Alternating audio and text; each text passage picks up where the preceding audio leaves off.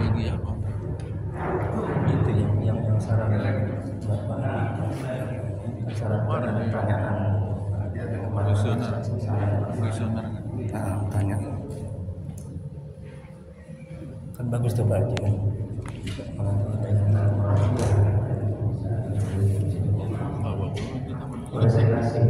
Langsung. Astagfirullahaladzim, astagfirullahaladzim, astagfirullahaladzim. Allahumma sholli ala sayyidina Muhammad. Allahumma sholli ala sayyidina Muhammad. Allahumma sholli ala sayyidina Muhammad. Bismillahirrahmanirrahim. Assalamualaikum warahmatullahi wabarakatuh. Alhamdulillahirabbil alamin wa bihi nasta'in ala umuri dunya wad din. Asyhadu an la ilaha illallah wa syarika lah. Asyhadu anna Muhammadan abduhu wa rasuluh.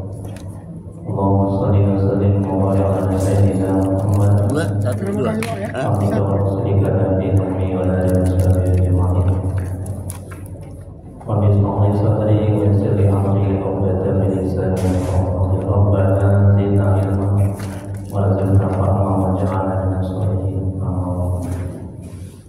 Ya Allah, ya Allah, ya Allah, masih lagi berbanyak. Ampuni ya Allah dosa-dosa kami. Ampuni ya Allah dosa kami ya Allah. Ampuni ya Allah salah muslimin dan muslimat. Ya Allah, mudahkan kami mencari ilmu, mudahkan kami belajar ilmu, mudahkan kami mengajar dan mengamalkan ya Allah. Ya Allah, berkahi majelis ini, berkahi rumah kami. Amin ya Allah. Mari kita mulai kajian menancapkan kolbu, menancapkan hati. Kita balikan para masyarakat Imam Ibnu Athaillah Sakandari. Semoga Allah merahmati dan membacakan kita pada perjumpaan kita dari Muhammad SAW kepada sahabat-sahabatnya, kemudian kepada tabi'in dan tabi'in, untuk guru kita, orang tua kita, untuk kaum muslimin dan muslimat, dan tak lupa untuk Syekh Imam Ibnu Athaillah Sakandari. Al-Fatihah. A'udzu billahi minasy syaithanir rajim. Bismillahirrahmanirrahim. Alhamdulillahi rabbil alamin. Ar-Rahmanir Rahim. Maliki yaumiddin. Iyyaka na'budu wa iyyaka nasta'in. Ihdinas siratal mustaqim. Siratal ladzina an'amta 'alaihim ghairil maghdubi 'alaihim waladdallin. Amin. Hidayah antal maqsudi wa iyyaka na'budu ya Allah. Engkau yang kami tuju, engkau yang kami cari. Amin ya Allah.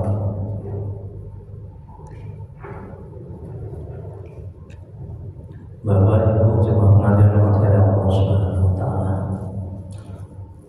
Baik, atas usulan dari Pak Haji Marlin ya, dan Pak Haji juga, itu ada saya berikan ada saya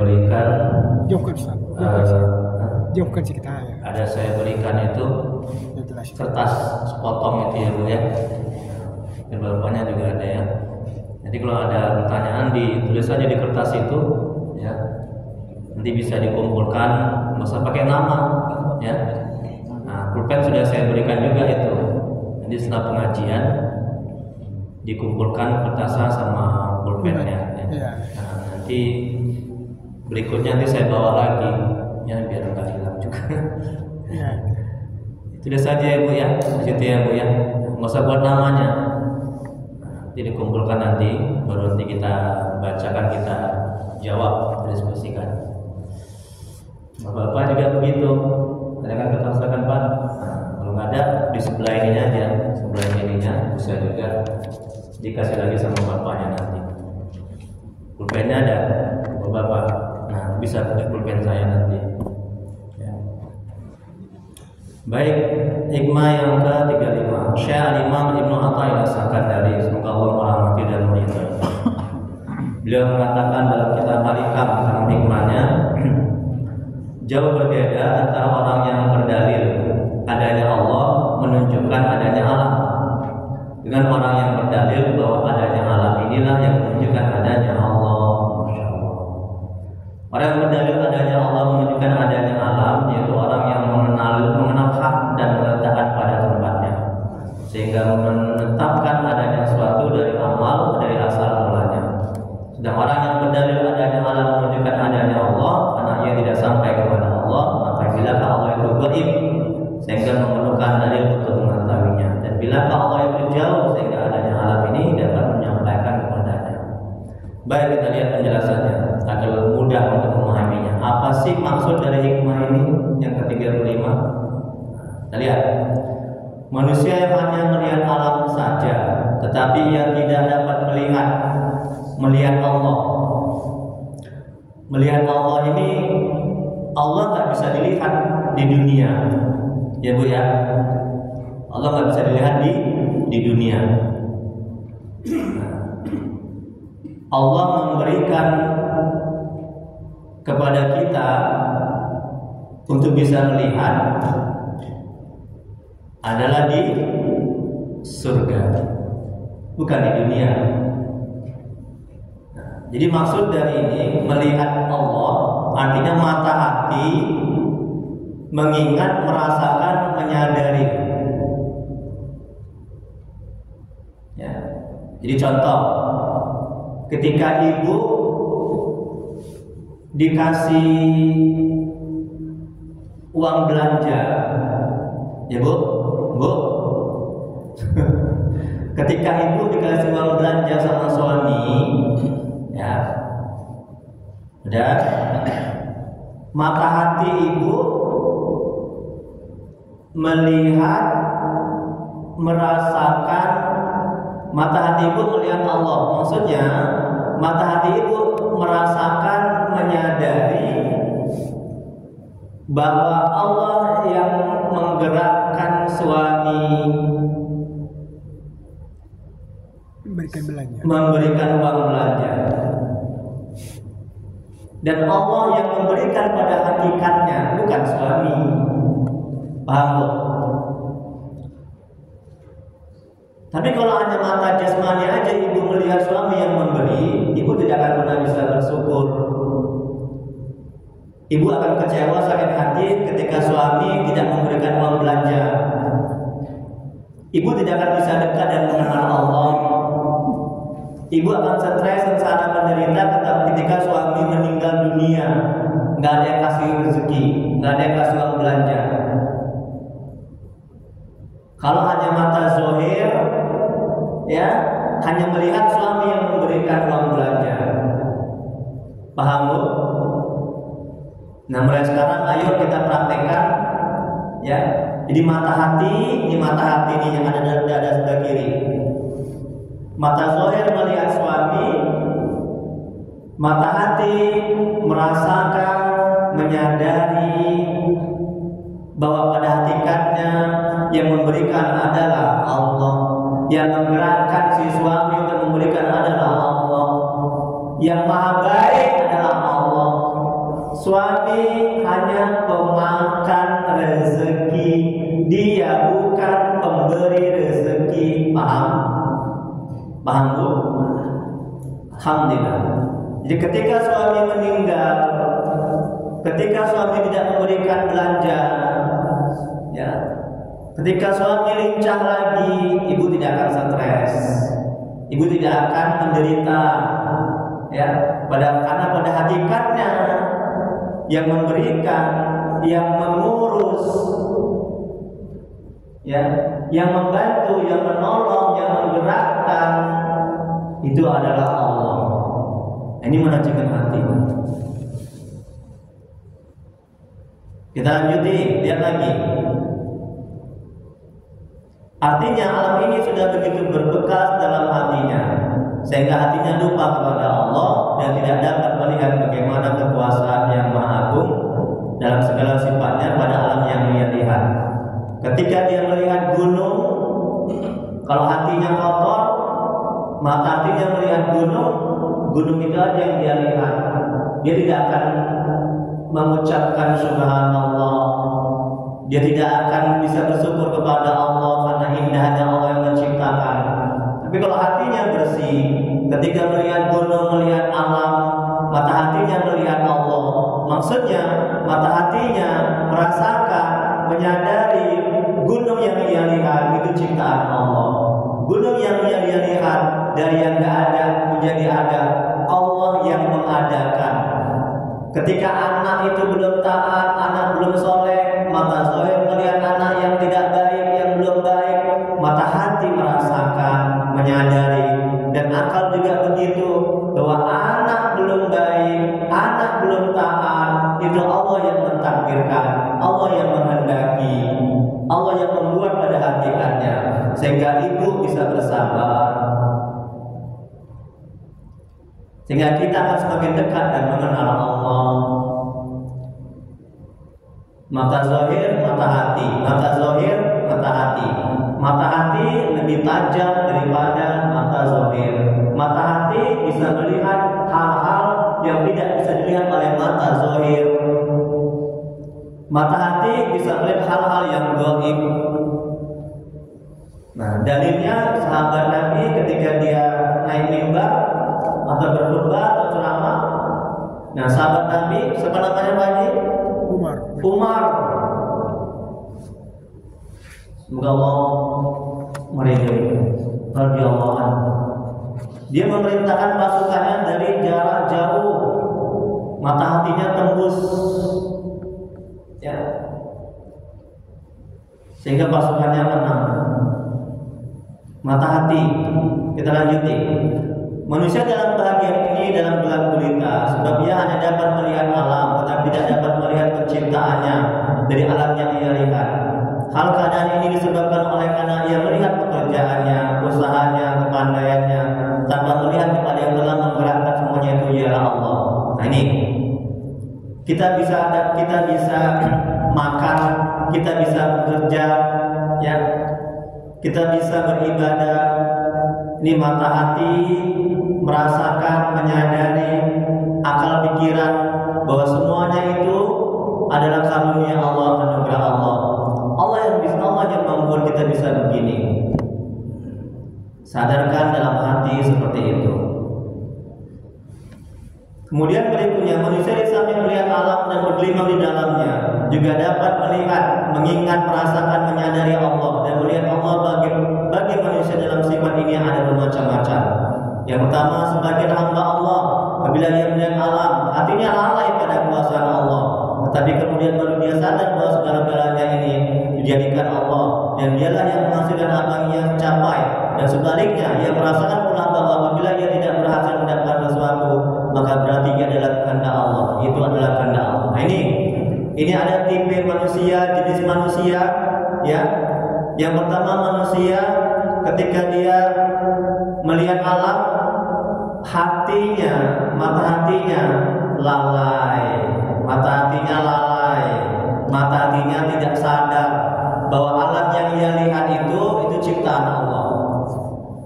Ya, ketika dia diberikan uang belanja, ketika dia melihat anaknya itu pintar, anaknya itu baik, mata hatinya tidak menyadari, tidak merasakan bahwa dia dapat uang belanja, anaknya pintar, anaknya baik, ya. Itu bukan kerjaan Allah. Itu bukan Allah yang buat. Ini mata hatinya terhijab oleh maksiat dan dosa.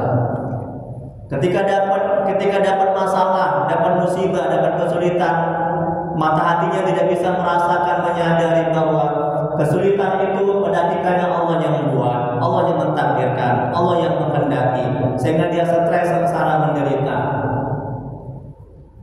Ketika disakiti, dizolimi, dicaci maki oleh makhluk, mata hatinya tidak bisa menyadari, merasakan. Begitu juga dengan akal pikirannya, bahwa yang menzolimi, yang menyakiti pada hakikatnya adalah ujian dari Allah. Allah yang menghendaki atas izin Allah. Ini akibat mata hatinya itu buta, mata hatinya itu penuh dengan maksiat dan dosa. Jadi musibah yang paling besar apabila mata hati sudah terhijab oleh maksiat dan dosa. Apabila mata hati sudah terdinding ya dari maksiat dan dosa dan kelalaian. Kita lanjuti manusia yang kedua. Jadi yang pertama tadi, hamba Allah dalam tingkatan ini hanya dapat merasakan bahwa alam sebagai dalil yang menunjukkan dan Allah sebagai madlul yang ditunjukkan. Tingkatan ini adalah paling bawah dari keseluruhan dan tidak ada di bawah ini selain hanya martabat orang-orang yang selalu bergelimang dan berkelalaian yang membawanya jauh dalam jurang kerugian. Ini tingkatan yang paling buruk, tingkatan yang paling rendah, yaitu mata hatinya terhijab, terdinding, tidak bisa merasakan, menyadari bahwa alam yang ada ini itu ciptaan Allah, Allah yang menghendaki. Dia tidak bisa menyadari, merasakan, ya, mengingat bahwa anak dia belum taat, istri dia belum taat, suami dia belum taat. Itu Allah yang membuat pada hakikatnya. Allah yang menghendaki, ya, atas izin Allah itu terjadi. Ini tingkatan yang paling bawah, tingkatan yang belum baik, tingkatan yang belum baik.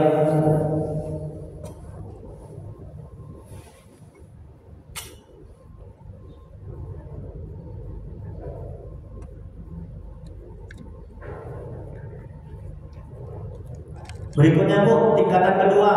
Lihat lagi Bu, tingkatan yang kedua. Sebagian mereka melihat Allah di alam ini. Artinya pada waktu ia melihat alam, maka dilihatnya pada pula segala sesuatu yang menjadi dalam alam itu dalam kehendak dan kudrat Allah. Nah, ini tingkatan yang kedua. Ketika dia melihat alam, ya, bahwa alam itu ada karena kehendak Allah atas izin Allah. Ketika dia melihat makhluk yang menzalimi, menyakiti, bahwa makhluk yang menyakiti itu adalah kehendak Allah atas izin Allah. Ia melihat bahwa sekalian itu berjalan menurut hikmah-hikmah yang telah diatur oleh Allah. Tidak ada tempat berpegang selain hanya Allah, dan tidak ada pula alam yang dilihatnya itu. Lihat halaman 2. Hanya selalu melihat bahwa semuanya itu adalah dari Allah, karena Dia yang menjadikan segala-galanya. Karena itu ia melihat Allah dengan kekuasaan Allah dan sifat-sifat Allah yang Maha Suci dan Maha Agung. Ini tingkatan yang kedua. Ketika melihat alam, ketika melihat anak yang belum baik, anak yang taat, bahwa anak itu taat Allah yang menghendaki, atas izin Allah dia taat. Ini sudah mulai bagus. Tingkatan yang pertama itu belum baik, tingkatan yang kedua itu sudah baik.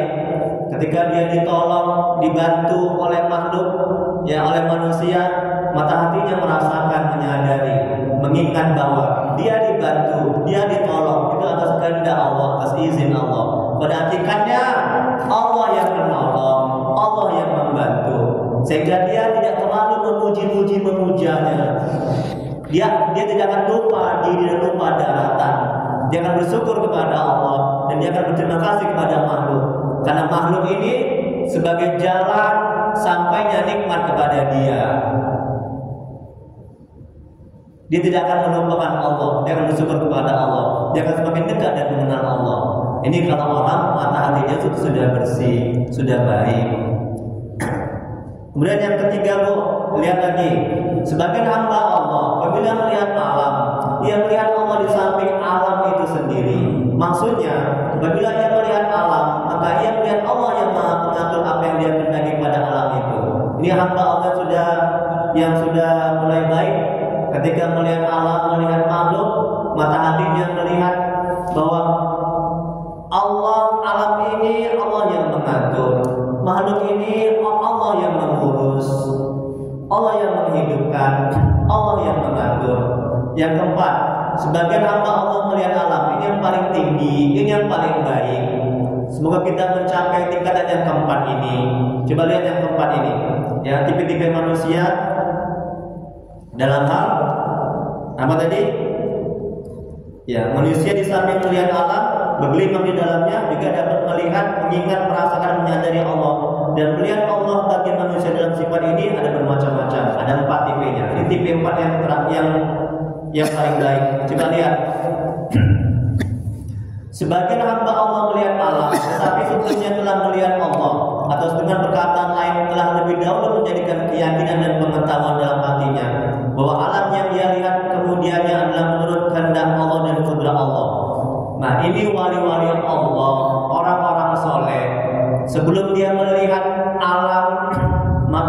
hatinya sudah merasakan, menyadari, mengingat bahwa alam yang dia lihat sebelumnya itu sudah ditakdirkan Allah, sudah dijadikan Allah, sudah diciptakan Allah.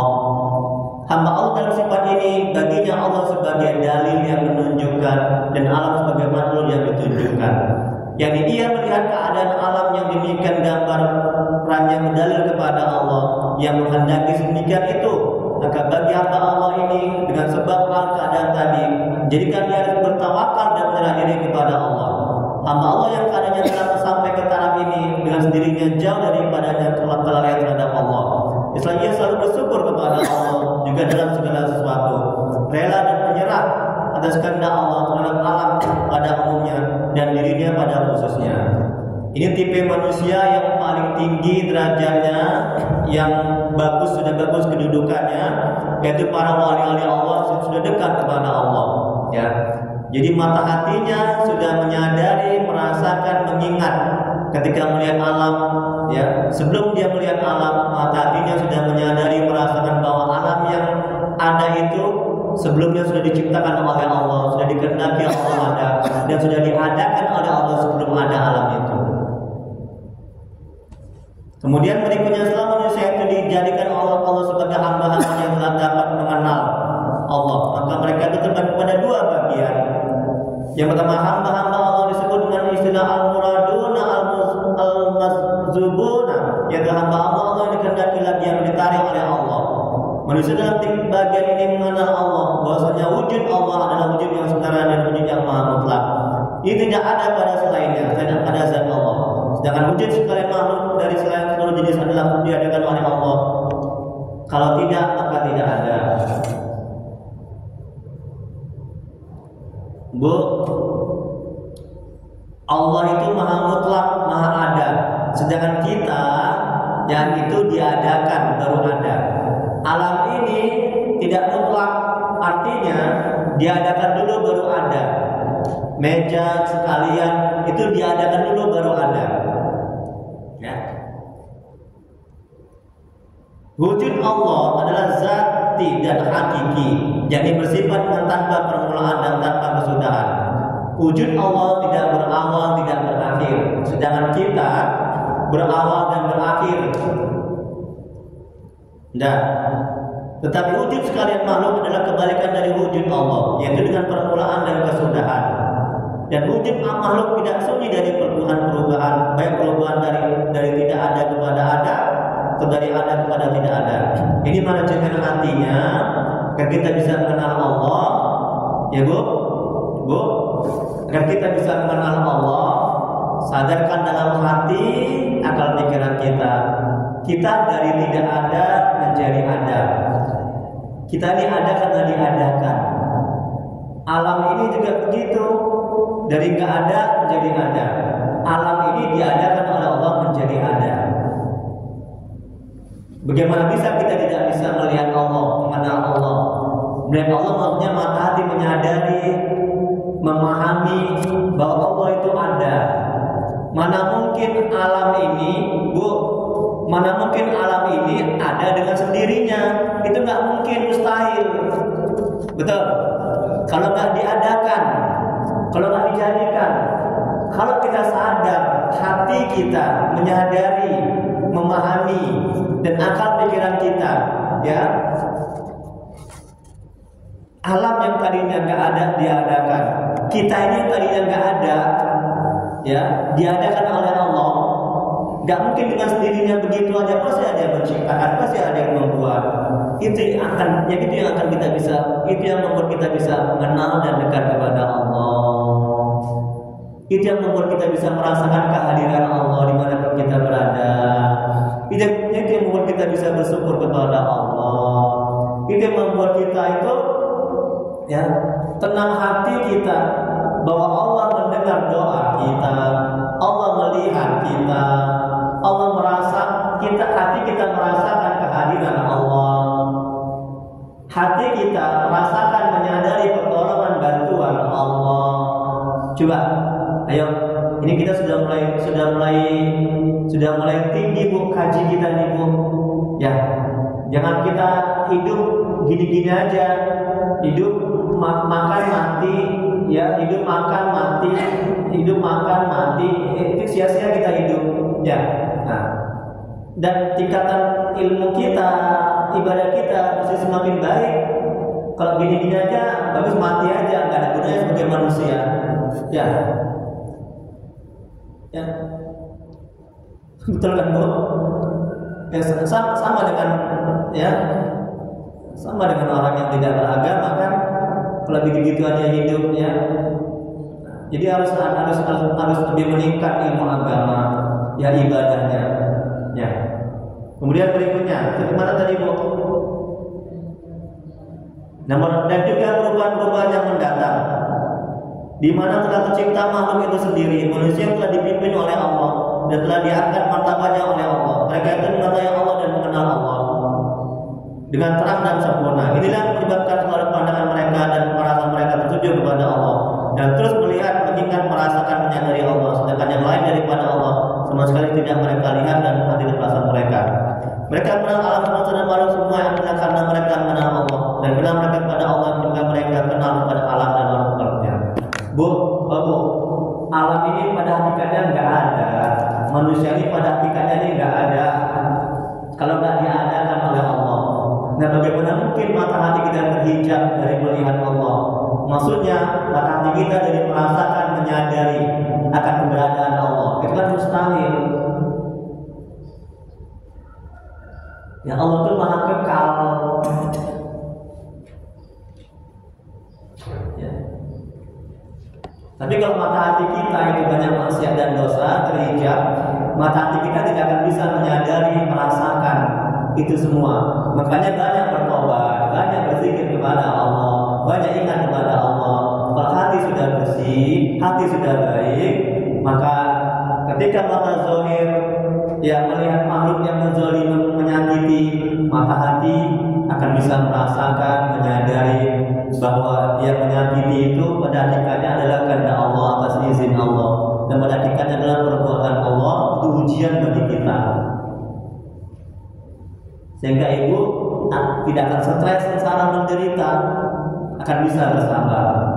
Tapi kalau mata zahir hanya melihat makhluk yang menyakiti, ya kita akan dendam, kita tidak akan mau memaafkan. Ya, was ya, 7 turunan yang akan memaafkan ya. Kita lihat itu, masa kau bilang aku bodoh? Padahal betul kan? Was ya, kalau hanya mata zahir, ia melihat makhluk yang menyakiti.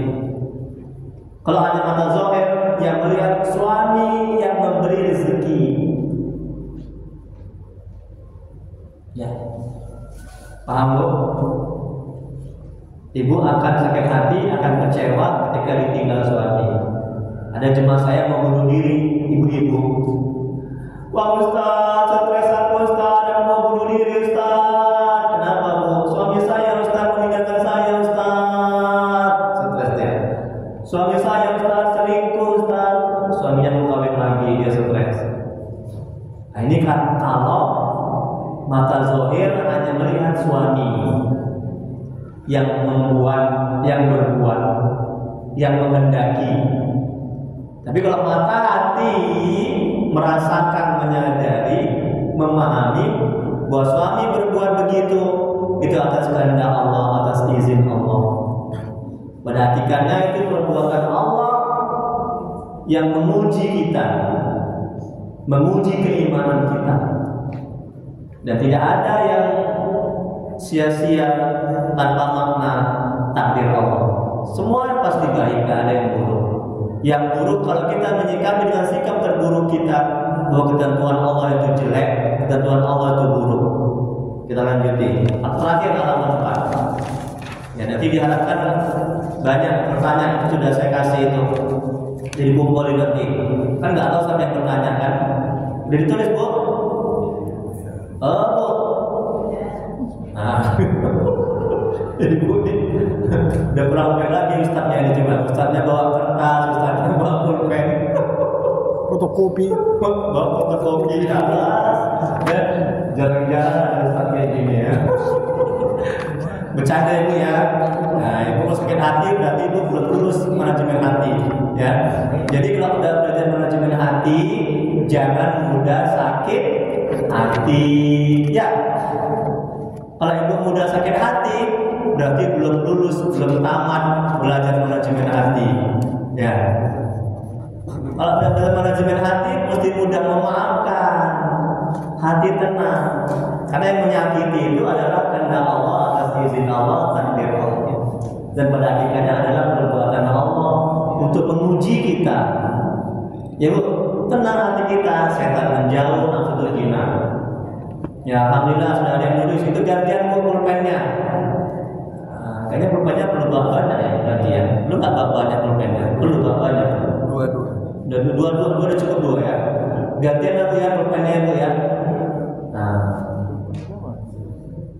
kertasnya speed gitu kan nanti singkat. Nanti kalau nggak tahu saya bawa nanti pertemuan berikutnya baru buka kitab lagi. Ya, kita lanjuti. Atau sebelum kita lanjuti, ada yang bertanya? Oh, belum siap tanyaannya. Bapak-bapaknya silakan. Bapak-bapaknya langsung aja dia. Ibu yang sebelah sini udah Bu, pertanyaan Bu, siapkan Bu. Nah, ini usulan dari pengurus masjid, bagus usulannya. Nanti saya buat juga nanti di Jalan Karya Masjid Pajar ya. Pajar. Iya, Cilincing. Saya ngisi minggu ke Sabtu kedua di situ. Alikam juga teman sudah agak jauh mereka itu. Pak Haji Parlen ikut dia tuh yang lalu. Masjid Al-Fajar Sabtu kedua. Alikam juga ini. Nanti saya buat juga itu nanti saya sarankan. Pengurus BKM coba buat kayak Masjid Istiqomah itu, dibuat ada selembar kertas buat pertanyaan. Jadi hidup kaji itu jadinya. Ya. Jadi nggak monoton hanya ustadznya dia ceramah. Jadi nggak hidup jadinya ya. Bagus, alhamdulillah dapat pahala. Udah siap tanyaannya Bu? Udah? Alhamdulillah. Oke lah, kalau udah siap kita bahas dulu pertanyaannya. Kalau misalnya ada waktu kita lanjutkan ini ya. Gitu kan? Cocok? Cocok nggak kira-kira? Cocok nggak kira-kira? Kita bahas dulu pertanyaannya. Takutnya nggak ada waktunya, nanti nggak cukup waktunya, ya kan? Nah, nanti kalau misalnya ada waktu kita lanjutin lagi. Kita tinggal sedikit lagi nih. Cocok nggak? Cocok? Cocok ya. Sudah berapa yang kumpul kertasnya? Kalau masih sedikit, kita lanjutin aja dulu. Ya kan? Nah, ini menarik pertanyaannya ini. Yang kita dapat ilmu banyak dari pertanyaan ibu-ibu. Ya kan Pak Haji kan? Iya. Nah, kita dapat ilmu banyak dari pertanyaan ibu-ibu, bapak-bapak. Pakai ini boleh. Iya, mari kita saya. Mari kita saya. Binnya kasih ke ibu-ibu. Nah, iya kan? Pertanyaan. Oh iya. Nanti mana tahu dia ada komentar-komentar. Oh iya. Ya betul kan? Mana tahu Ustaz, saya kurang paham Ustaz. Diulangi lagi Ustaz jawabannya gitu. Nah, atau Ustaz saya mau tanya lagi Ustaz kan gitu, bisa langsung kayak gitu ya kan? Cocok kan? Kumpul Bu kertas Bu, yang banyak Bu. Kumpul Pak juga Pak, mungkin bapak-bapaknya mungkin langsung. Nah ini menarik ini.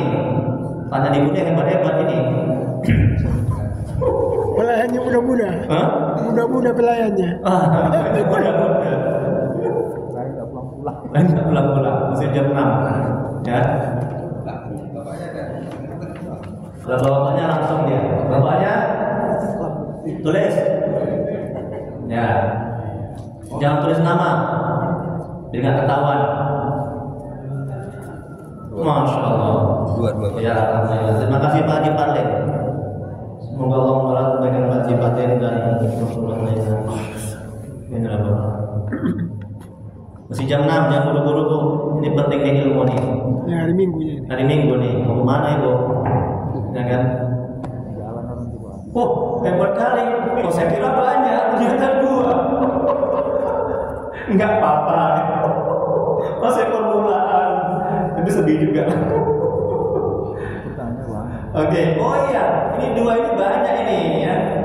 Yang namanya nggak ada, bagus. Ya. Pertanyaan pertama, Ustaz, bagaimana keburukan yang terus menerus kalau itu terjadi di dalam kehidupan anak-anak kita yang ilmunya belum sampai melihat Allah, dengan melihatnya dengan mata hati? Bagus kan? Ibunya hebat sekali pertanyaannya. Saya kagum sekali saya. Kalau nggak tulis gini, mana ada muncul pertanyaan kayak gini? Ya kan? Mungkin kadang-kadang ibu segan, ya kan? Ibu-ibu kadang-kadang berat untuk langsung ngomong, makanya tulis gini. Ya, baik, bagus. Nah, kalau untuk anak-anak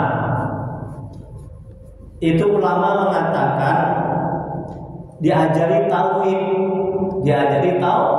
tauhid, sehingga dia lambat laun dia mengenal Allah. Nah, contohnya, sebelum makan baca Bismillah. Ada. Nah, kemudian, anak tahu nggak bahwa yang mengenyangkan, yang buat kenyang itu Allah, bukan nasi. Nah, gitu. Yang maha baik itu Allah, bukan kedua orang tua. Jadi dari dia jadi kayak gitu. Ya. Kemudian contoh yang lain lagi di sana, anak itu berhasil. Udah? Anak itu berhasil. Dia memperoleh ranking. Nah, si orang tua harus mengajari anak bisa berhasil. Yang membuat berhasil bukan guru, tapi Allah. Nah, Allah yang membuat anak itu berhasil. Allah yang menjadikan, Allah yang mentakdirkan. Itu yang pertama. Terus yang kedua, anak-anak yang keburukannya, yang sifat otak karakternya ya terus menerus tidak berubah. Macam mana? Ketika anak sifat watak karakternya yang terus-menerus tidak berubah, ya, tidak menjadi baik, macam mana manajemen hatinya agar kita tidak stres, sengsara, menderita melihat anak seperti itu? Ada orang tua yang bunuh diri gara-gara anaknya nakal, jahat. Ada orang tua yang menderita, yang putus harapan gara-gara anaknya tidak berubah. Ada kan? Ada orang tua yang berhenti beramal ibadah gara-gara anaknya narkoba, masuk penjara, banyak. Nah, ini akibat orang tua hanya melihat mata zahirnya kelakuan si anak, bahwa anak itu nakal. Tapi kalau orang tua melihat dengan mata zahir anak nakal dan mata hatinya bisa merasakan, menyadari, mengingat bahwa anak itu nakal, itu kehendak Allah, atas izin Allah, dan pada hatinya Allah yang berbuat sebagai ujian buat orang tuanya. Dan anak itu nakal, anak jahat, itu sudah tertulis di kitab Lauh Mahfuz yang Allah sebutkan dalam Al-Quran. Ya, sudah selesai diciptakan, sudah ditakdirkan oleh Allah anak itu seperti itu. Paham? Di masa azali, di masa dunia ini belum ada, yang ada hanya Allah. Allah sudah menentukan, Allah sudah mentakdirkan bahwa anak kita jahat, anak kita nakal. Ayo, kalau udah begitu kita mau buat apa? Sabarlah.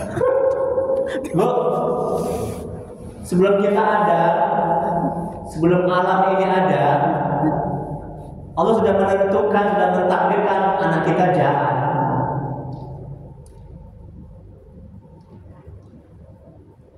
Itu rukun iman, betul. Kalau kita nggak percaya, kufur kita. Nauzubillah. Mesti kita beriman itu. Jangan kaji. Ini manajemen hatinya. Paham itu? Paham. Kalau gitu Ustaz, kita pasrah dengan takdir Allah. Oh tidak juga. Takdir Allah untuk diimani, diyakini, bukan untuk diapain, menyerah. Ya, untuk menyerah, untuk stres. Usahakan keluar. Bagaimana cara merubah takdir Allah, Bu? Yang tadinya Allah mentakdirkan anak kita jahat, bagaimana cara merubahnya? Dengan apa? Doa. Rasulullah SAW bersabda, dengan doa. Doakan kepada yang Doakan, ya Allah, jadikan anakku baik. Yang tadinya Allah mentakdirkan anak ibu jahat, karena doa kita, anak ibu menjadi baik. Itulah. Masya Allah. Paham? Jadi takdir Allah tidak untuk dicari-cari atau distresi atau difokusi. Takdir Allah hanya untuk diimani, diyakini. Cukup tenang hati. Oh iya, mudahkan Allah takdirnya, anakku buruk, anakku jelek.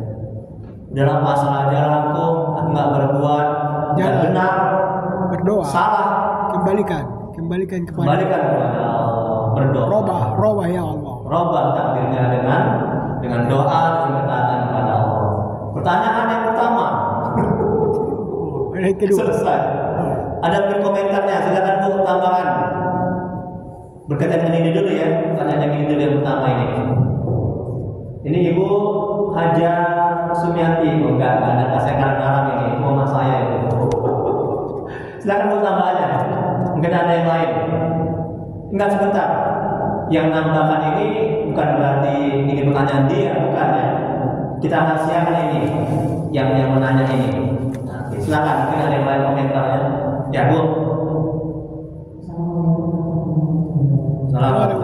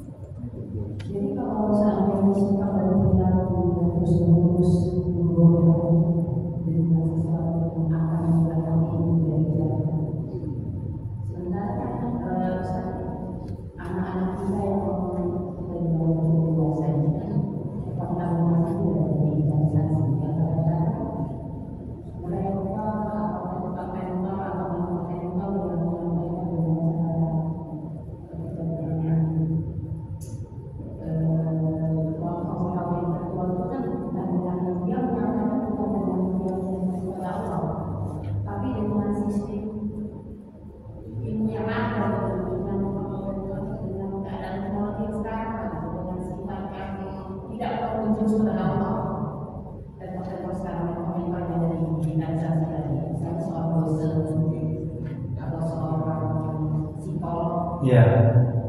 Jadi itu kan kadang-kadang cara berpikiran kita tuh kayaknya terkontaminasi ya. Iya. Dengan keadaan yang harus kita sandarkan kepada Allah. Iya. Kadang-kadang kita sebagai ibu kan juga merasakan ingin anaknya terus merasakan hidupnya kuat. Iya. Bagaimana juga Ustaz untuk memasukkan ke alam sadar, ke alam sadar dia berpikir supaya apapun yang terjadi dalam kehidupan itu tetap dia harus bersandar kepada Allah. Iya. Mendapat tauhidnya kepada Allah. Iya. Jadi bagaimana kita seperti untuk menerapkan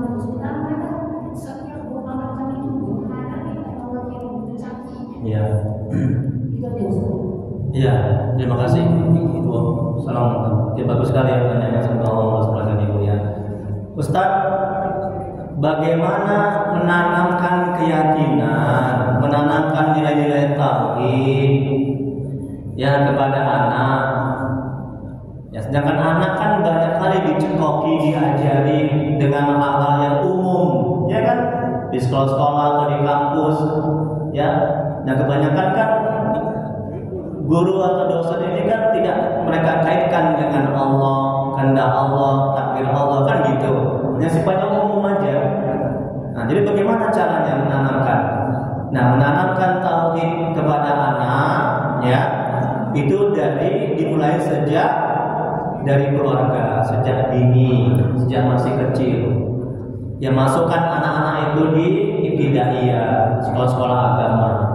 Kemudian juga tidak hanya itu, orang tua juga di rumah seperti yang saya jelaskan tadi itu selalu mengajari kalau misalnya ketika mau minum baca bismillah, kalau sudah kenyang sadarkan dalam hati karena yang membuat kenyang itulah adalah Allah, bukan nasi. Jadi kalau mau pakai baju baca bismillahirrahmanirrahim. Anak tahu enggak nak? Anak bisa pakai baju. Ini baju ini hakikatnya Allah yang memberikan. Ketika anak ada masalah, ya bilang kepada anak, kalau anak ada masalah, sholat 2 rakaat, minta kepada Allah baca Quran. Tahu nggak nak? Masalah anak, masalah kamu itu bisa selesai, Allah yang membuat selesai. Ya kayak gitu, ya. Jadi peran orang tua itu sangat dominan, harus full. Jangan hanya mengandalkan guru yang di madrasah, guru yang di ibtidaiyah. Apalagi contohnya misalnya ketika anak mendapatkan ranking pelajaran, ya nak, kamu tahu nggak kamu bisa berhasil? Itu Allah yang membuat berhasil. Itu yang pertama. Yang kedua, sholat, ya.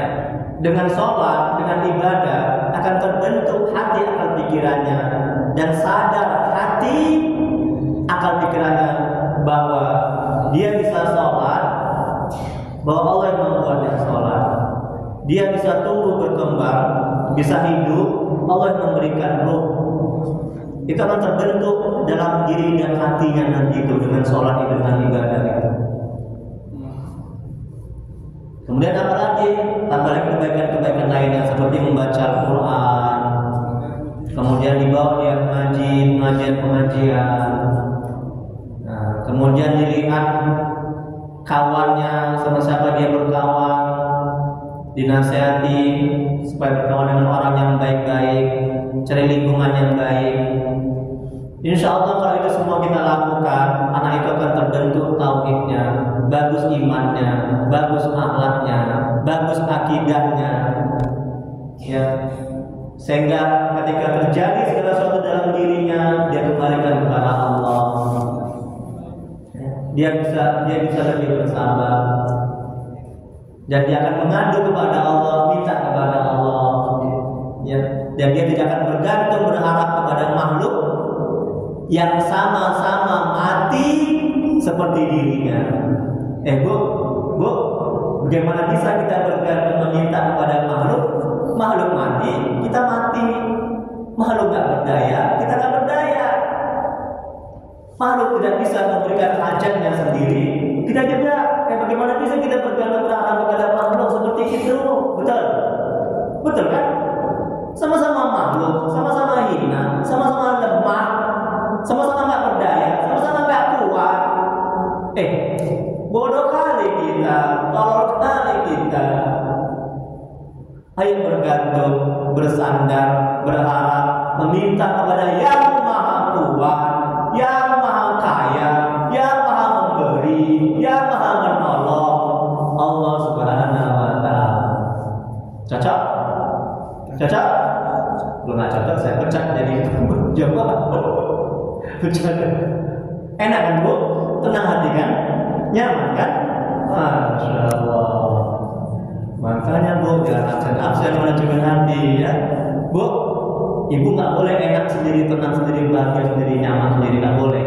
Ajak yang lain-lain itu yang masih belum ngaji manajemen hati, Ibu ya, ajak suamimu kemari ke masjid, ya. Jangan bilang ya dia pun nyaman sendiri, tenang sendiri, ngaji manajemen hati. Yang penting aku masuk surga sendiri. Nggak boleh. Allah nggak suka seperti itu egois. Ibu ya, kewajiban kita mengajak. Apa dalilnya Pak Haji? Bismillahirrahmanirrahim. Kuntum khairu ummatin ukhrijat linnas ta'muruna bil ma'ruf. Engkau sebaik-baiknya umat yang mengajak pada kemungkaran. Dan yang lain, wal 'asr innal insana lafi khusr.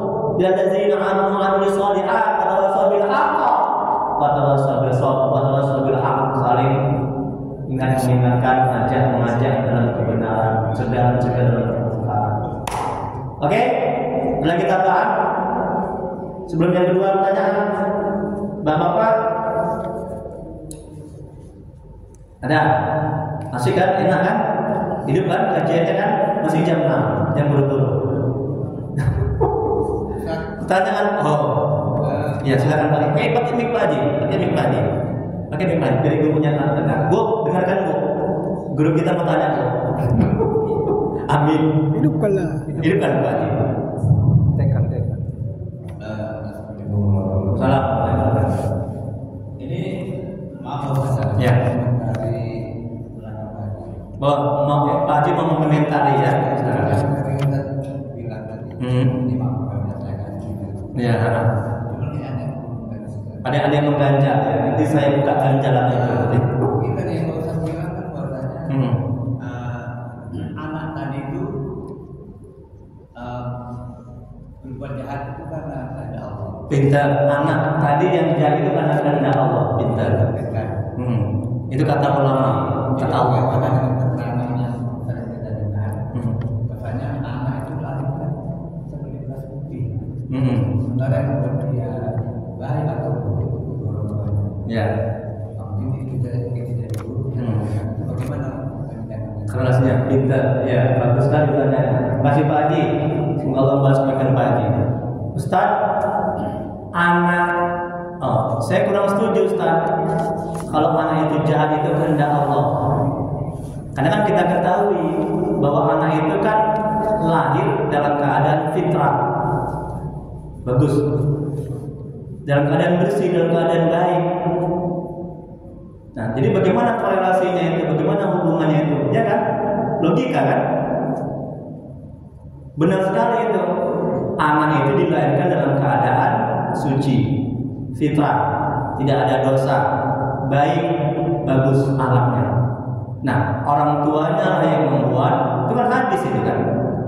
Majusi dan Nasrani. Hadis kan? Rasulullah SAW bersabda, ya, orang tuanya yang membuat Majusi Nasrani, orang tuanya yang membuat anak itu jahat, anak itu tidak baik akhlaknya, orang tuanya. Nah, orang tuanya membuat begitu, saya tanya balik sama Pak Haji, itu kehendak Allah tidak? Senyum Haji. Dibalik lagi pertanyaannya. Jadi semua yang terjadi di dunia ini tidak ada, Bu, semua yang terjadi di dunia ini tidak ada yang di luar kehendak Allah. Tidak ada yang di luar perbuatan Allah, tidak ada. Semuanya sampai daun itu jatuh, itu juga kehendak Allah. Kalau bukan kehendak Allah, bisa kehendak setan. Setan menghendaki juga itu kehendak Allah. Setan menghendaki kita buat jahat, itu juga merupakan kehendak Allah. Hakikatnya Allah berikan kemudahan kita buat jahat. Kamu jahat silakan, kamu baik silakan. Allah kasih akal sama kita. Akal itulah, iman itulah, hati itulah yang menuntun, yang mengarahkan. Ketika setan menghendaki keburukan, kita halangi. kita ingkari di hati kita, akal kita bahwa itu tidak baik. Ya Pak Haji, terima kasih Pak Haji. Ada lagi? Pertanyaan kedua, Bu. Pertanyaan kedua. Ibu ada lagi yang tulis? Ada lagi yang ditulis? Minta. Alhamdulillah. Masih jam 6 Bu, jangan buru-buru. Nanti nggak dapat nasi lontong, nanti nasi bungkus. Bercanda itu ya. Alhamdulillah. Itu untuk memotivasi itu. Jangan sebutkan namanya. Alhamdulillah.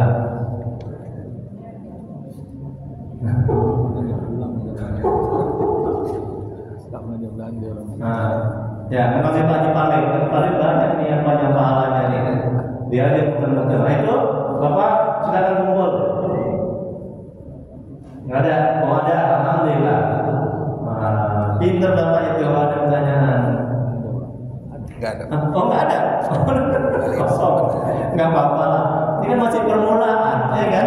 Masih baru. Jadi hal-hal yang baru itu biasanya masih sedikit. Nanti kalau udah ini, kalau udah lama, gimana? Pertanyaan kedua, perhatikan Bu. Apakah seorang ibu, Ustaz? Apakah seorang ibu yang dihardik sama anaknya? Apakah itu kehendak Allah?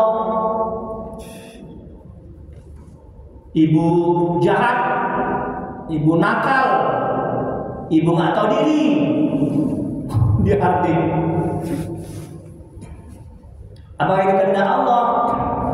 Termasuk kehendak Allah, atas izin Allah. Tapi ingat, Allah berkehendak, tapi dia nggak suka, dia nggak ridho, dia marah. Ada kehendaknya, ini kajian tauhid. Ada kehendaknya yang dia ridhoi, yang dia sukai. Ada kehendaknya yang dia tidak sukai dan ridhoi.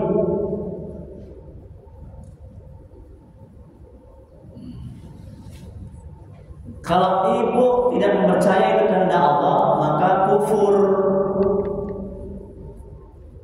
Selanjutnya, kalau mata hati kita bisa menyadari, memahami itu kehendak Allah, maka ibu akan bisa bersabar ketika ibu dicaci, dimaki sama anak.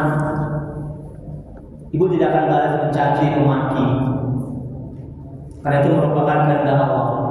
Setan menjauh, nafsu itu jinak terkekang, sehingga hati bisa bersabar. Berikutnya pertanyaannya, anak kita sudah dewasa, bagaimana cara mengingatnya bahwa ucapannya itu salah?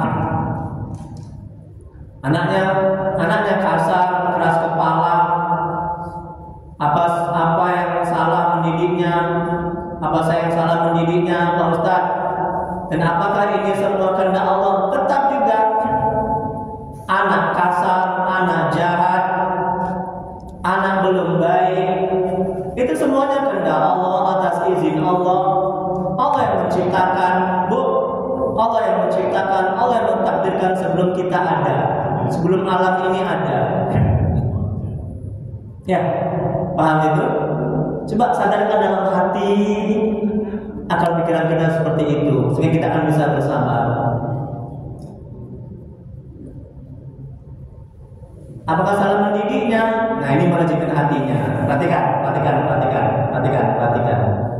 Bagaimana manajemen hatinya agar kita bisa bersabar ketika anak itu jahat, anak itu nakal. Bu, perhatikan. Tolong diamalkan. Ya. Tolong diamalkan. Jangan hati kita, akal pikiran sibuk dan fokus bagaimana anak itu baik. Paham? Paham Bu? Kalau itu yang ibu lakukan, ibu akan stres, sengsara, menderita. Bahkan ada orang tua yang membunuh anaknya, banyak. Karena apa? Karena hati akal pikirannya sibuk dan fokus bagaimana supaya itu anak itu baik. Paham? Stres kita. Karena siapa yang membuat anak itu baik? Siapa bu? Tanya, jawab bu, tolong. Siapa yang membuat anak itu baik? Siapa yang menghendaki anak itu baik? Jawab bu. Siapa yang memberikan hidayah anak itu baik? Allah yang membuat anak baik, yang memberikan hidayah. Tugas kita mendidik, menasihati. Ya, adapun baik, berubah akhlaknya, diberi hidayah, itu wilayah Allah, bukan tugas kita. Jadi jangan fokus, jangan terlalu memperhatikan, memikirkan supaya anak itu baik. Stres kita, menderita kita. Dan kalau itu yang kita lakukan, ketika anak belum baik, kita akan putus asa dan menderita. Dan ketika anak itu baik, kita akan jumawa, merasa hebat, merasa mulia. Oh, anak itu baik kan karena aku sebagai orang tua. Itu jadinya. Anak itu baik kan karena doaku. Anak itu baik kan karena usahaku. Nah, gitu jadinya.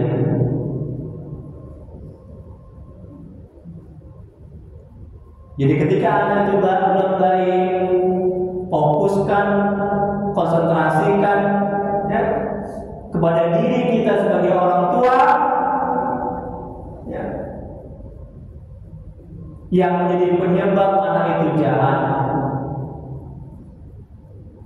Dengan banyak berobat, perbaiki amal ibadah dengan ilmu, banyak berdoa, sehingga buah dari ketaatan orang tua, Allah akan menjadikan anak itu baik. Paham bu?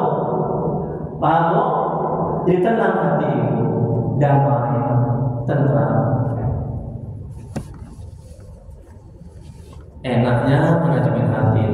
Alhamdulillah. Ada lagi? Tadi kan ada lagi tadi kertasnya. Ada? Nggak ada? Ada mungkin tambahan? Bapak-bapak silakan. Oke, ada. Ada yang alhamdulillah. Silakan Pak Haji. Nikmatkan insyaallah. Terima kasih Ibu ya. Saya bertanya, mudah-mudahan dia ke depannya lebih banyak lagi. Assalamualaikum warahmatullahi wabarakatuh. Senang.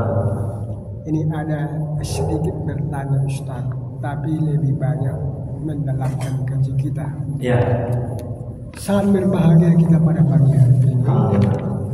Ibu-ibu saya lihat paham karena Ustadz sebenarnya sudah jelas menjelaskan.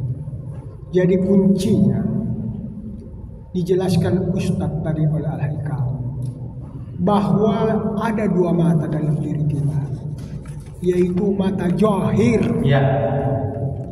Itu melihat yang nyata-nyata, Ya. yang kita lihat di dunia ini. Tapi yang diharapkan oleh Allah, kita itu ada mempunyai mata hati. Ya, mata hati. Mata hati itu tadi kan ada 4 tingkatan. Ya. Pada yang tingkatan yang terakhir, semuanya adalah kehendak Allah. Ya. Kan begitu. Jadi di dalam menghadapi hidup ini harus difungsikan dua mata ini. Ya. Mata zahir berhubungan dengan ya ada bingkai syariat yang ditentukan oleh Allah melalui Rasul kita. Jadi kalau ada persoalan dari mata syariatnya, apakah saya ini, kami ini, keluarga ini udah sesuai dengan yang diajarkan oleh Rasulullah? Situ dulu. Itu mata hati yang zahir. Tapi kalau kita sudah berusaha untuk baik, kita jalankan nasihat-nasihat agama, sholat semua, masih ada lagi takdir yang katakanlah jelek. Ya. Itu memang udah takdir Allah. Ya. Yang baik dengan yang buruk itu adalah semua takdir Allah. Takdir Allah. Itu harus diyakini. Ya. Nah, jadi itu. Jadi kalau sudah dua berfungsi, artinya kita tidak pernah putus asa dalam hidup ini. Apakah Rasulullah menghendaki umatnya itu harus kuat imannya, Ya. kuat mental. Ujian di dunia ini adalah kecil, Ya. karena dunia ini adalah kecil. Yang jelas itu akhirat yang perlu kita kasih. Ya. Dunia ini akan kita tinggalkan. Carilah bekal yang tidak berpisah dengan kita. Apa itu? Menaati Allah, berbuat baik sesama tidak dendam, saling memaafkan, saling menyayangi kita di kampung ini. Insya Allah turun rahmat. Jadi kembali Ustadz yang perlu mungkin bisa Ustadz jawab hari ini, ataupun kalau enggak boleh menjadi dari dalam prakteknya Ustadz. Ini sudah selesaikan dulu mata hati dengan dunia dan mata hati batin. Sekarang yang terjadi yang saya alami itu semua teknologi ini adalah kan karunia Allah juga. Kita tidak terlepas dari handphone. Betul. Semua anak-anak kita handphone, istri kita, semua, sehingga kalau tidak salah melalaikan. Jadi sini Ustaz, saya lihat handphone itu TikTok. Ku evaluasi lebih banyak buruk Ustaz. Karena di situ terlihat yang tidak boleh dilihat. Tak awak lihat muncul sendiri dia. Awak udah tahu kajinya, semua mata ini pun dihisap. Awak lihat sekali mungkin kata Abi Thalib rezeki kamu, tapi terus terlihat. Kan ini kan berdosa kita Ustaz. Jadi kira-kira bagaimana agar yang buruk ini menjadi amal Ustaz? Itu pertanyaan Ustaz. Maksudnya kita banyak melihat yang buruk. Kalau diajarkan sekali kau lihat adalah rezekimu. Tapi kadang-kadang terus terlihat. Nafsu merespon. Kan udah dosa Ustaz. Jadi kira-kira itu, karena ini kita semua punya handphone. Anak-anak kita, mama, bapak-bapak. Barangkali kan aku pun tak tahu entah apa yang lihat anakku di kamarnya. Dia pun anak itu tak tahu, istri aku pun tak apa yang lihat di handphone itu. Jadi aku lihat banyak itu mengeraskan hati Ustaz. Sedangkan kita bagaimana agar hati ini bisa berfungsi sehingga kita menjadi amal. Mohon dijelaskan komentar Ustaz. Alhamdulillah, terima kasih Pak Haji ya. Semoga Allah membalaskan Pak Haji, bagus sekali. Bu, ada dua yang perlu kita jelaskan tadi. Yang pertama ya, tentang mata zahir, mata hati. Jadi mata zahir adalah mata zahir yang nampak, mata hati di sini dalam hati. Nah, mata zahir berkaitan dengan syariat, ya kan? Sedangkan mata hati berkenaan dengan hakikat.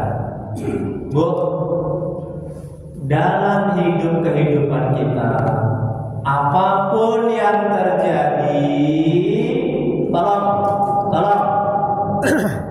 apapun yang terjadi sama ibu, sama kita, kesulitan, ujian, cobaan, cacian, hinaan, nggak ada uang, jangan hanya pakai mata zahir kita melihatnya. Ya, kita sudah belajar nih Bu, tolong kita amalkan, Ibu ya. Kalau itu yang kita lakukan, stres kita, menderita kita, bahkan alhamdulillah banyak yang bunuh diri. Ini kewajiban saya mengingatkan kita sama-sama. Seperti saya lain kali tidak, saya juga masih belajar. Ya, tolong. Ya.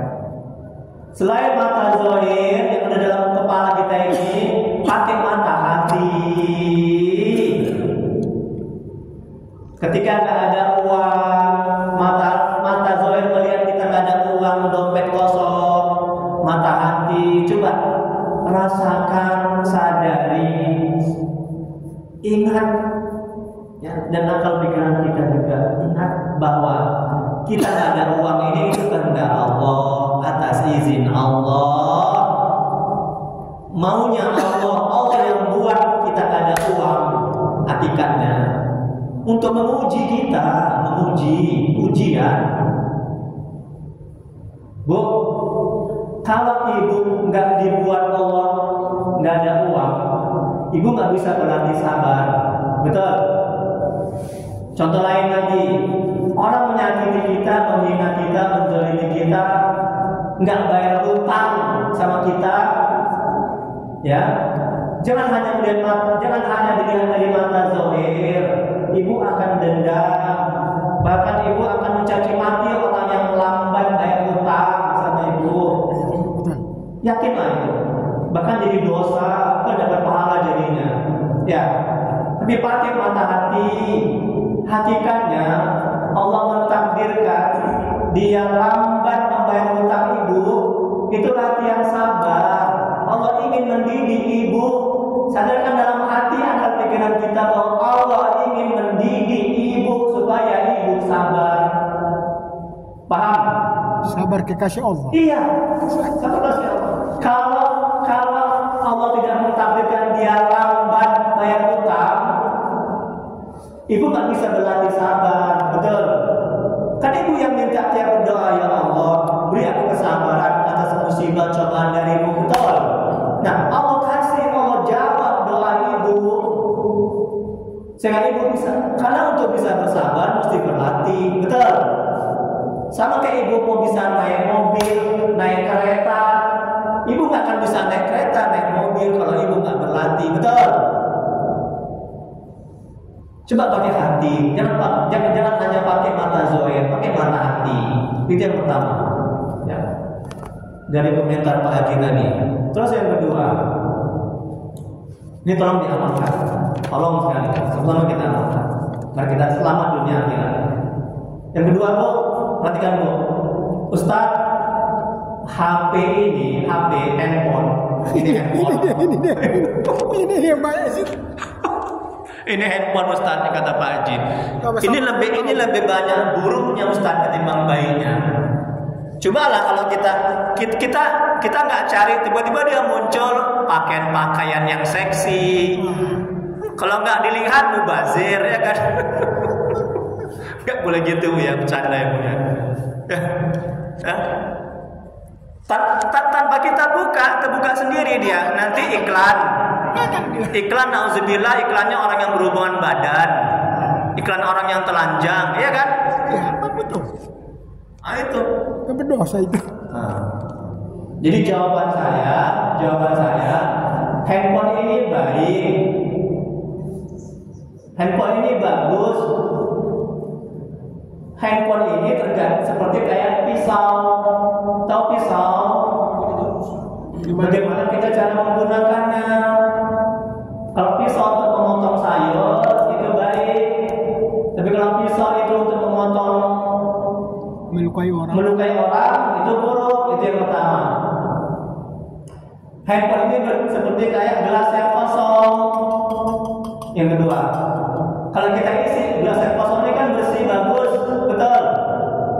Kalau kita isi air comberan, air kotoran, maka gelas ini tidak baik, tidak bisa diminum, tidak bisa digunakan. Kalau kita isi air minum yang bersih, nah bisa contohkan. Alhamdulillah aja. Bisa kita gunakan. Handphone juga begitu. Kalau kita isi handphone ini dengan video porno, orang-orang telanjang, ya, buruklah dia jadinya. Itu yang kedua. Yang ketiga, Ustadz, bagaimana kalau tiba-tiba muncul orang telanjang pakaian seksi? Kalau terlihat tidak berdosa. Itu tidak sengaja. Terlihat, tersepak, termakan ketika puasa tidak berdosa. Tapi kalau dilihat, disengaja, dilihat, disepak, itu berdosa. Disengaja. Aku carilah perempuan-perempuan yang seksi ini. Wah, haram hukumnya. Udah. Kalau tiba-tiba muncul, prank, nampak pakaian seksi, perempuan seksi. Jangan prank, melotot lagi matanya, jangan. Istighfar, astagfirullahaladzim. Ya, ganti. Ya, itu. Ya. Sebentar dulu Pak Haji, alhamdulillah. Saya senang Pak Haji nafsu kali ya untuk bertanya. Ya. Sedang, bentar. Nah, jadi ini Ustaz berdakwah di media sosial, di YouTube, di TikTok, di Facebook. Ya. Mudah-mudahan ya buah dari dakwah ini boleh jadi, boleh jadi saya masuk surga syariatnya dari handphone ini, betul. Dan boleh jadi kita masuk neraka syariatnya dari handphone ini juga. Makanya bergantung bagaimana kita cara menggunakannya. Paham, Ibu? Itulah jawabannya Pak Haji. Silakan Pak Haji. Ya. Ini saya ya. Ya. Ini kan kembali ke Pakai ini lah biar jelas. Nah, tapi ibunya kan nggak dengar. Nah, ibu ini saya senang ibu ini haus ilmu dia, pengen dapat ilmu yang banyak. Kan saya senang ngaji di sini. Alhamdulillah, semoga berkah ya. Amin. Silakan Pak. Jangan buru-buru, ini hari Minggu. Mesti jam 6 lewat. Biar ibu nggak buru-buru.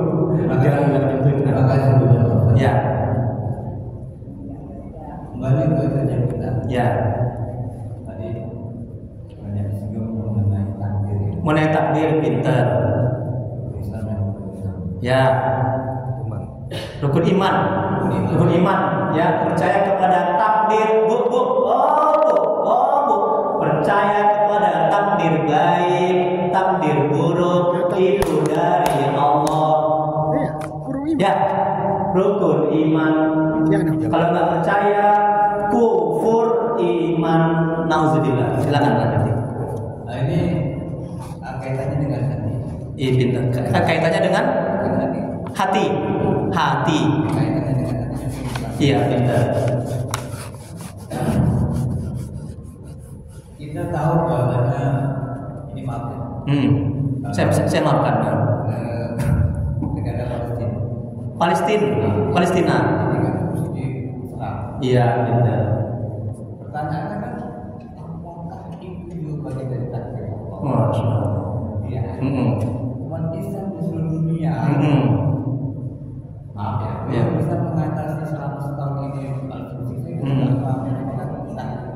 Iya. Alhamdulillah, terima kasih Pak Haji. Bu. Nah, tolong Bu, sebentar Bu. Ya, tolong bentar Bu. Bagus pertanyaannya. Terima kasih Pak Haji, Allah subhanahu wa ta'ala. Ustaz, mengenai Palestina. Itu kan habis-habisan dijajah, dibantai sama Israel. Ya, dibunuh, ya. Nah, terutama umat Islam belum begitu banyak bisa berbuat, ya, dan membantu. Nah, apakah itu juga merupakan takdir Allah, Ustaz? Gitu ya. Termasuk sebelum dunia ini ada, sebelum kita ada, ya, sebelum Allah menciptakan dunia dan kita, Allah sudah menentukan, Allah sudah mentakdirkan, Allah sudah menulis di kitab Mahfuz yang Allah bilang dalam Al-Quran bahwa tanggal sekian, bulan sekian, jam sekian, tahun sekian, Palestina akan dibantai sama Israel. Ya. Itu sudah ketentuan Allah, itu sudah takdir Allah. Apa hikmahnya Allah buat begitu, Allah takdirkan begitu? Sebagai ujian bagi hambanya. Aku takdirkan Palestina dibantai. Palestina saudaramu. Ada nggak kegerak hati kau untuk membantu? Paling nggak doakan, betul? Kalau kita nggak mendoakan, berarti iman kita masih gini. Masih nol iman kita. Nggak bisa pakai uang, nggak bisa berangkat menembaki orang Israel itu, nggak bisa kita, nggak mampu kita. Makanya kata Nabi Rasulullah SAW bersabda, apabila kau melihat kemungkaran maka cegahlah dengan 3 hal. Kata Nabi, yang pertama dengan kekuatan, senjata, kita nggak mampu. Yang kedua dengan lisan, orang Israel nggak bisa dengan lisan. Yang ketiga dengan doa. dengan senjata, kekuatan, lisan, dengan doa. Kita doakan, ya Allah, tolong orang Palestina itu, ya Allah, selamatkan mereka. Itu juga merupakan bagian dari ketentuan Allah. Sudah Allah ciptakan, sudah Allah buat seperti itu. Nah, itu bentuk ujian, itu untuk menguji. Karena semua yang terjadi di dunia ini itu hakikatnya ujian. Sebagai ujian buat kita. Untuk apa lagi? Agar menjadi ladang amal. Ya. Nah, boleh jadi, Bu, boleh jadi kita masuk surga buah dari mendoakan orang-orang Palestina. Karena apa yang bisa dibanggakan dengan amal kita yang banyak cacatnya, yang banyak rusaknya, untuk masuk surga jauh sekali kalau kita sandarkan amal ibadah kita dengan surga, jauh sekali. Nah, maka Allah memberikan wadah atau jalan untuk bisa kita masuk surga dengan mendoakan orang-orang Palestina. Lebih bagus lagi kasih duit, ya, makanan kirim ke sana melalui donatur, lebih bagus lagi. Tidak hanya doa. Jadi banyak jalan yang Allah berikan sebagai ladang untuk menuju surga. Jangan banggakan amal ibadah kita yang banyak rusaknya, yang banyak cacatnya, yang jauh dari kesempurnaan. Jangan banggakan, ya. Untuk kita bisa masuk surga, diterimanya doa kita, jangan banggakan, jangan bersandar dengan amal seperti itu. Ya, itu ujub, itu lancang, ujub, sombong, dan kita akan mensekutukan Allah dengan amal kita. Itu kata Imam Ibnu Athaillah dalam kitabnya. Tapi kita mesti bersandar kepada Allah, kepada rahmatnya, kepada karunia-Nya. Jangan bersandar kepada amal. Oh, aku udah tahajud, terkabullah doaku. Oh, aku udah banyak sedekah, gola bisnisku ini. Oh, aku udah banyak bantu orang, tenanglah hatiku. Jangan seperti itu, ya. Itu kurang beradab kepada Allah. Itu lancang dengan amal. Tapi bersandarlah, bergantunglah, berharaplah kepada Allah, kepada rahmatnya. Rasulullah SAW bersabda, kita masuk surga dengan rahmat Allah, bukan dengan amal ibadah. Ya, Bu, ya? Bukan dengan amal tahajud kita, bukan dengan amal sedekah kita. Coba, apa yang bisa kita banggakan dengan amal kita yang seperti itu? Wallahu a'lam bishawab. Hanya Allah yang Maha mengetahui jawabannya. Ada lagi sebelum doa? Doa ya. Ya, masih jam 6 ya, Bu, ya? Doa kita. Jam lewat 1 jam. Alhamdulillah, nikmat. Bu, sekali lagi mudah-mudahan ke depannya banyak lagi ya, Bu, ya. Ini udah bagus tadi. Tapi, Bu, kalau Ibu sempat tadi nggak ada, saya nggak lagi ngisi pengajian di sini. Itu namanya menghargai Ustaz namanya. Tapi nggak lah, bercanda ya. Nah, tapi lebih yang diharapkan dikumpul Bu, ya, punya pulpennya, Bu, ya, terbawa pulpennya. Kertas saya kecil tadi juga bisa dikumpulkan, juga boleh, ya. Nanti untuk kedepannya saya bawa lagi yang sini, oke? Astagfirullahaladzim, alhamdulillah, masih banyak ya Allah. Astagfirullahaladzim, astagfirullahaladzim, alladzi la ilaha illa huwal hayyul qayyum wa natubu ilaih. Allahumma shalli ala sayyidina Muhammad wa ala alihi wasallam. Allahumma shalli ala sayyidina Muhammad. Allahumma shalli ala sayyidina Muhammad. Asyhadu an la ilaha illallah wa asyhadu Bismillahirrahmanirrahim. Alhamdulillahirabbil alamin. Hamdan fi mazida ya rabbana lakal hamdu kama yanbaghi li jalali wajhika wa 'azimi sultanik. Allahumma shalli ala sayyidina Muhammad wa ala sayyidina Muhammad. Ya Allah ya Rahmanur Rahim, bertawassul kepada Allah.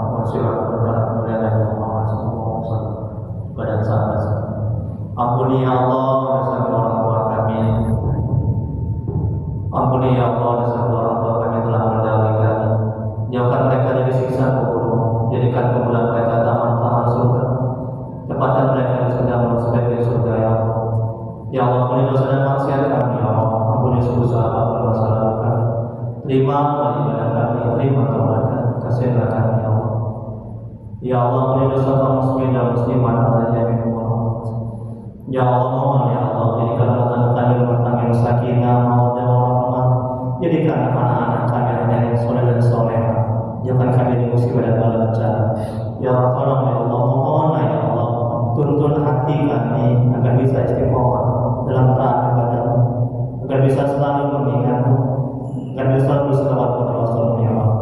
Ya Allah, bila di antara kami, keluarga kami, jemaah yang ada yang sakit, mohonlah ya Allah, sembuhkan penyakitnya ya Allah, angkat penyakitnya ya Allah.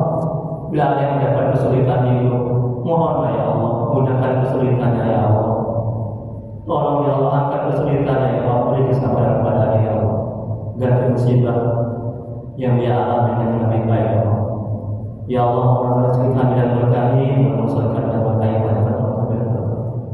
Rabbana la tuzigh qulubana ba'da idh hadaytana wa hab lana min ladunka rahmatan innaka antal wahhab.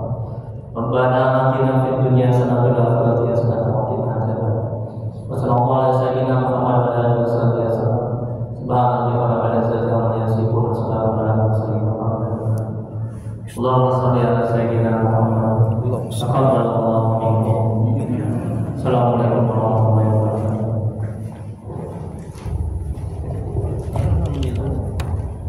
Alhamdulillah, terima kasih Pak Haji. Allahumma sholli ala